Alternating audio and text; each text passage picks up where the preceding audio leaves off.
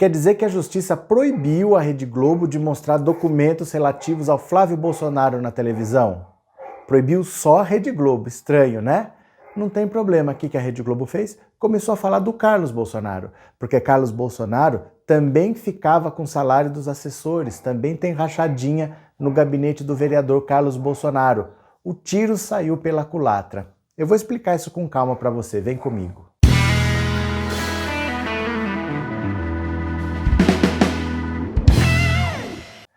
Olá, meu amigo, minha amiga. Se você está aqui pela primeira vez, o meu nome é Roberto Cardoso, vamos direto ao assunto? Uma juíza do Rio de Janeiro concedeu para o Flávio Bolsonaro uma vitória pequena, mais uma vitória, né? Ela proibiu a Rede Globo de divulgar documentos relativos ao caso do Flávio Bolsonaro, porque alegou que isso pode prejudicá-lo no futuro. Mas é estranho, porque só a Rede Globo foi proibida de falar. Só a Rede Globo não pode mostrar esses documentos. Mas tudo bem, ela não pode. Vitória para o Flávio? Mais ou menos, porque não pode falar do Flávio, a Globo começou a falar do Carlos. Carlos Bolsonaro também tinha esquema de rachadinha de se apropriar dos salários de assessores no gabinete dele de vereador no Rio de Janeiro.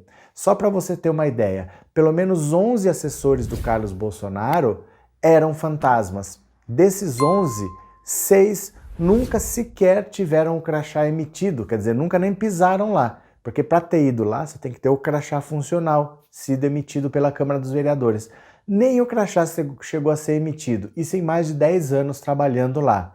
E alguns exemplos chamam a atenção, né? Assessor assim que ao longo de 12 anos recebeu R$1,5 milhão, o que parece que é um número grande, mas olha só, se você tem um salário de mais ou menos 10 mil, num ano multiplicando por 12 dá 120, 130, se você colocar férias, 13º, 10, 11, 12 anos dá isso mesmo, R$1,5 milhão.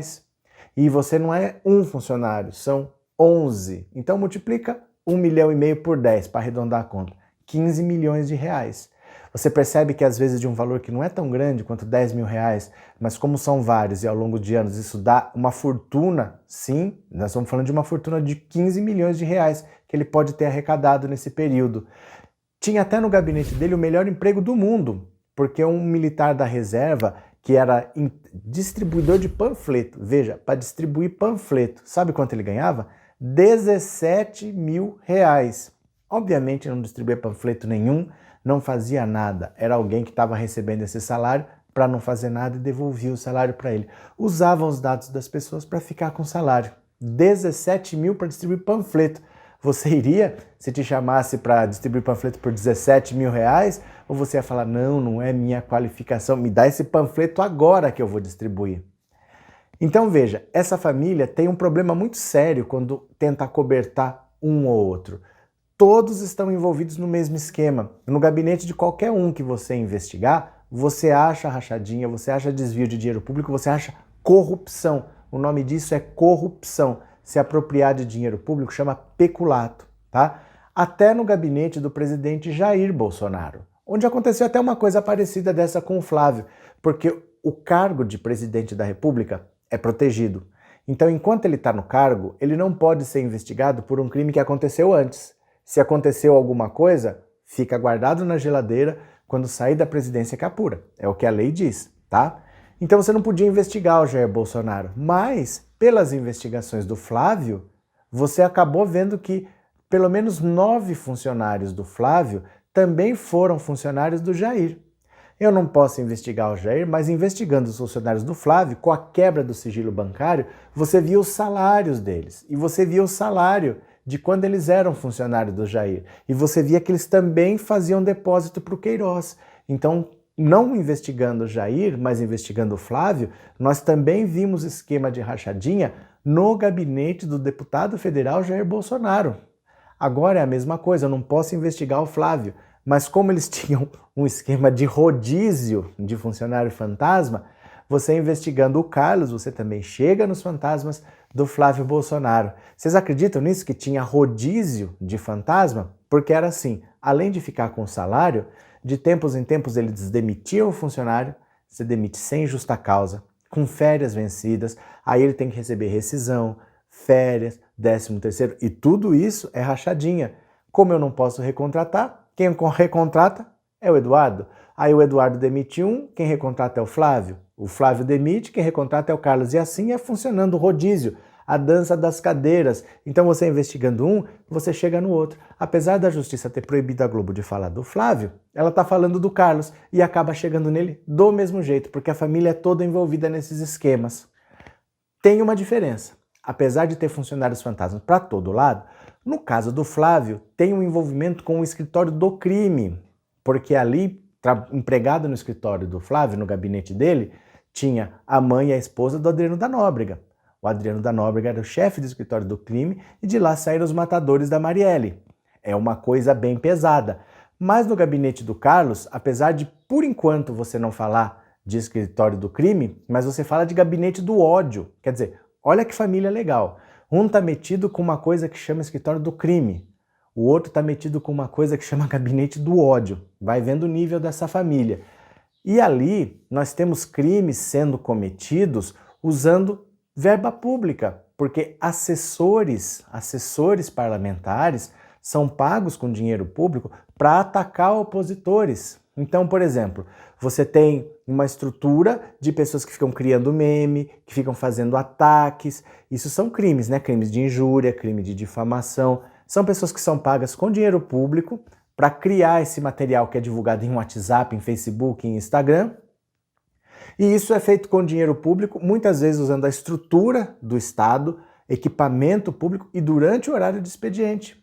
Quem é o chefe disso tudo? Olha como a situação se complica. É um cara que se chama Tércio Arnaud Tomás, que é assessor de quem? De Jair Bolsonaro, presidente da República. Ele era assessor do deputado federal Jair Bolsonaro. Aí nesse esquema de demite e contrata, ele foi demitido pelo Jair, foi contratado pelo Flávio, trabalhou 1 ano durante a campanha presidencial, no gabinete do vereador Carlos Bolsonaro, e no 4º dia de mandato de Jair Bolsonaro, em janeiro de 2019, foi recontratado agora para ser assessor do presidente da República. E é esse Tércio Arnaud Tomás que é o cabeça, que faz toda a parte operacional do gabinete do ódio. Ele está no mesmo andar do Palácio do Planalto do presidente Jair Bolsonaro, está no 3º andar. De lá, usando o próprio e-mail dele, ele comanda contas do Facebook e do Instagram, ele recebe dinheiro público, ele usa os equipamentos da presidência da República e ele faz postagens no horário do expediente. Olha a gravidade. A gente não pode investigar o Jair Bolsonaro, mas investigando os outros, investigando o gabinete do ódio, ao qual o Carlos Bolsonaro está envolvido, a gente chega no presidente. Investigando os fantasmas do Flávio, a gente chega no presidente. E essa família é toda assim. Então agora a Globo não podendo mais atacar o Flávio Bolsonaro, porque a justiça está impedindo ela de atacar, ela está atacando o Carlos. E o resultado vai ser o mesmo. Aí você me pergunta, que tanto a Globo quer atacar a família Bolsonaro? Ela não ajudou a eleger Bolsonaro? Sim e não. Não é que ela ajudou a eleger Bolsonaro, ela ajudou a tirar o PT. Ela ficou muitos anos fomentando o ódio contra o PT, chamando para as manifestações, batendo em cima até derrubar a Dilma, até minar a popularidade que o governo do PT tinha e conseguiu tirar. O sonho era tirar o PT e devolver para o PSDB. PSDB de tantos serviços prestados à elite brasileira. Mas o PSDB me coloca como candidato o Geraldo Alckmin, que tem tanto carisma quanto uma iguana desidratada, né? O apelido dele é picolé de chuchu, que não tem gosto de nada. Ele fez vergonha na campanha. Ele não conseguiu nada, o Meirelles não conseguiu nada, o Amoedo não conseguiu nada, a direita não tinha um candidato e o PT podia ganhar de novo. Então quem tem é esse Bolsonaro, não tem tu, vai tu mesmo. Mas o Bolsonaro, desde que entrou, ele está com guerra contra a Rede Globo. Ele acha que a Globo é inimiga dele. Ele botou isso na cabeça. Se ele ficasse quieto, a Rede Globo estava de boa. Ela só queria que não fosse o PT. Ela não queria o Bolsonaro, mas não é o PT. Tá bom, mas ele não fica quieto. Ele já causou um prejuízo para a Rede Globo de 400 milhões de reais, contando o ano passado, 2019 e 2020, porque ele está dando menos dinheiro de publicidade para a Rede Globo, está dando mais para a Record, para a SBT, para a Rede TV, e está dando menos para a Rede Globo. Então a Globo já teve prejuízo de 400 milhões de reais. E se é para criar problema, Bolsonaro já cumpriu seu papel, né? E nunca foi para ele ser presidente. Era só para impedir o PT de ganhar. Ele já cumpriu o papel dele. Se ele encher o saco, põe outro. Se tirar Bolsonaro e assumir o vice Mourão, ótimo, não faz a menor diferença. Se cancelar a chapa, saem os dois e faz uma eleição indireta, que vença o Rodrigo Maia, não tem problema também. Bolsonaro é descartável, porque o papel dele era só ter vencido as eleições para que o PT não vencesse. Ele já cumpriu. Se ele vai criar problema, se ele vai começar a investigar a Rede Globo, ele está ameaçando não renovar a concessão da Rede Globo, ele está analisando os contratos, porque a Globo tem seus erros, a Globo tem seus crimes fiscais. Então ele lá dentro da Receita, ele está vendo o que a Globo tem de errado para bater. Se ele ficasse quieto, estava tudo bem, mas como ele está indo para cima, a Globo está contra-atacando. E nessa ele pode rodar. Se vai rodar ou não, nós não sabemos, né? A política é feita no dia a dia. Mas o cenário é esse. Ela foi proibida de bater no Flávio, ela começou a bater no Carlos. E como a família sempre fazia rodízio de corrupção, dá na mesma. Ela continua atacando a família Bolsonaro.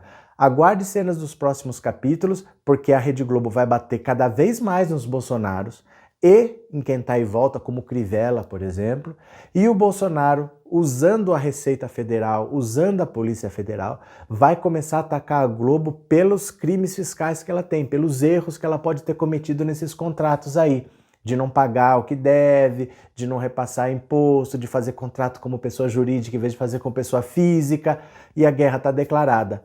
Vamos ver, mas a tática de proibir a Globo de divulgar informações sobre o Flávio Bolsonaro não deu certo, porque colocou na cara do gol agora o Carluxo. O Carluxo é a bola da vez. Tá certo? Então é isso. Eu vou deixar agora no final do vídeo o nome das pessoas que ajudam o canal no Apoia-se. Se você também quiser ajudar, o link tá aqui na descrição. Ok? Muito obrigado a todos e eu já fui.